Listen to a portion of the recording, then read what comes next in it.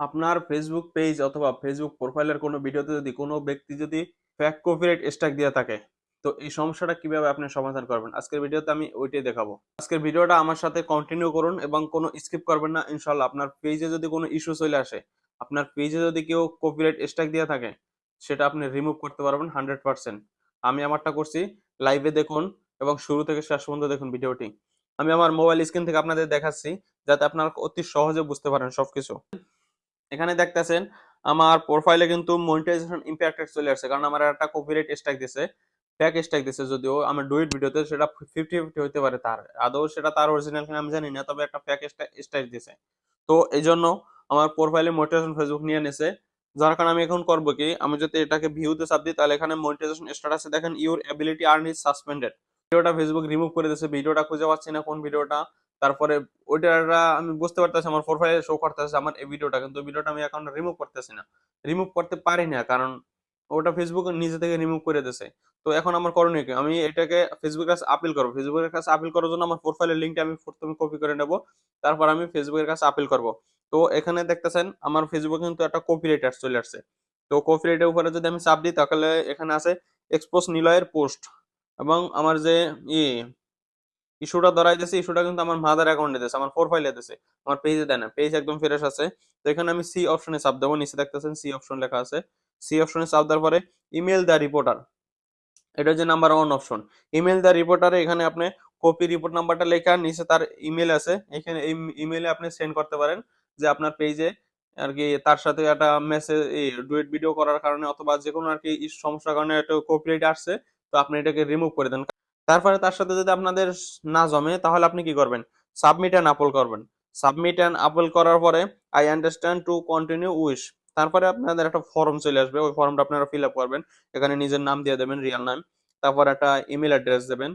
Email address দেওয়ার পরে নিচে একটা বক্স আসবে, ওইখানে আপনারা ওই যে আগে যে প্রোফাইল লিঙ্কটা কপি করে রাখছেন ওই লিঙ্কটা বসাইবেন। ওই লিঙ্কটা বসানোর পরে তারপরে আর একটা বক্স দেবে, ওইখানে একটা আপনারা নিজেদের মতো আর কি কি সমস্যার জন্য এটা আপিলটা করতেছেন, ফর্মটা ফিল আপ করতেছেন, ওইটা লিখে দেবেন নিচে, ওইখানে লিখে দেবেন। তারপরে এখানে I do not see the my content আর কি, আমার আপনার যে কন্টেন্টে আপনার ইস্যু আসছে ওই কন্টেন্ট আমি দেখতে পাইতেছি না, এটা আপনি টিক মার্ক দিয়ে দেবেন। সর্বশেষ আপনি সবকিছু যখন ফুল হইব আর যে লেখাটা লিখে দেবেন, এটা যদি আপনারা লিখতে না পারেন আমি আমার কমেন্ট বক্সে দিয়ে দেবো, আপনারা সবাই ওখান থেকে নিয়ে নেবেন। করে বোঝানোর জন্য সুন্দর একটা স্ক্রিনশট নেবেন, যে সমস্যাটা ওইটার ওই সমস্যাটা স্ক্রিনশটটা আপনারা অ্যাটাচ করে দেবেন। অ্যাটাচ করে দেওয়ার পরে তারা সেন্ড করবেন। সেন্ড করলে আপনাদেরকে ফেসবুক একটা ওইটা আপনি যেটা পাঠাইতেছেন এই জন্য একটা কনফার্ম করার জন্য আপনাকে ফেসবুক একটা ইমেল দেবে।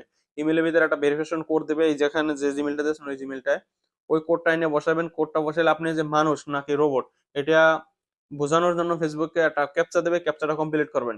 আপনার আপিল ফর্মটা যখন সাবমিট করবেন, ক্যাপচা কমপ্লিট করার পরে তখন কিন্তু ফেসবুক ইমেলের মাধ্যমে এভাবে জানাবে কপিরাইট আপিল ফর্ম নাম্বার এত। তারপরে আপিল ফর্মটা সবকিছু লেখা থাকবে ওখানে। এখানে আপিল ফর্মে আপনারা যদি নিচে যান একটু, যদি একটু নিচে যান স্ক্রল করে, তাহলে দেখতে পারবেন এখানে আপনি এই ফর্মটা আপিল করার জন্য কি আপনি কনফার্ম কিনা, এই জন্য এখানে চাপ দেবেন ইয়েস আই কনফার্ম করে, তারপরে ইমেলটা আবার রিপ্লে সেন্ড করবেন। রিপ্লে সেন্ড করলে তারা বুঝতে পারবে হ্যাঁ আপনি এই আপিলটার জন্য 100% কনফার্ম আছেন। আর এরপরে আপনি একটু অপেক্ষা করবেন 2 থেকে 3 দিন, ইনশাল্লাহ তারা আপনার এই সমস্যাটা সমাধান করে দেবে। আর আমি যখন এই আপিলটা শুরু থেকে করছিলাম 2 দিন আগে, তখন কিন্তু আমার আপিলে কিন্তু মনিটাইজেশন ইম্প্যাক্টেড ছিল এবং আমার কোনো আর্নিং হচ্ছিল না। কিন্তু দেখেন your profile is earning money, মানে আমার প্রোফাইল থেকে কিন্তু এখন আর্নিং হচ্ছে, আমার প্রোফাইল কিন্তু ওই ভায়োলেশনটা এখন আর নাই, ওটা কিন্তু রিমুভ হয়ে গেছে আমি এইভাবে আপিল করার মাধ্যমে। আপনারা সবসময় চেষ্টা করবেন আমি যেভাবে দেখাইছি এইভাবে আপিল করার জন্য। এইভাবে আপিল করলে কিন্তু আপনাদের পেজটা সুরক্ষিত থাকবে এবং আপনাদের পেজে কেউ ফেক কপিরাইট স্ট্রাইক দিলেও কিছু করতে পারবে না, কারণ আপনারা এটার প্রতিবাদ করতে পারবেন এবং ফেসবুকের সাথে সরাসরি কথা বলে এটাকে রিমুভ করতে পারবেন। ভিডিওটি সবসময় আপনার শেয়ার করে বেশি বেশি শেয়ার করে পাশে রাখবেন, যাতে আপনার পরবর্তীতে এই ধরনের সমস্যা হয়, তাহলে আপনি জানো এই ভিডিও দেখার মাধ্যমে আপনার সমস্যাটা রিমুভ করতে পারেন।